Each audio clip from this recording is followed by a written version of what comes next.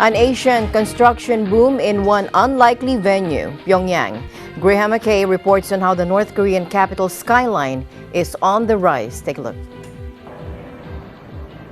A construction boom led by the private sector in a city built up under communism.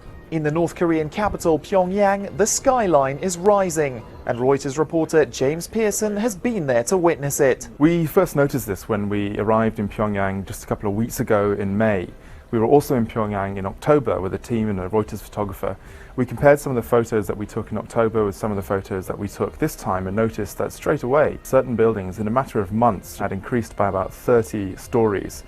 Incredibly fast construction in a city like Pyongyang. The interesting thing about this is that they're not always the usual buildings you'll see on state media. They're other buildings, they're normal apartment buildings. They're not these sort of glitzy things which they showcase. Behind the changing skyline, the so-called masters of money, North Korean traders who have got rich off the fledgling economy.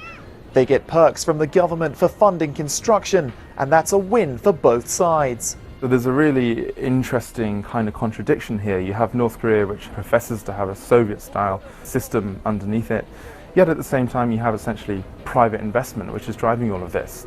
Now, on the outside, North Korea as a state can claim credit for this kind of economic development and point to construction as a sign of progress.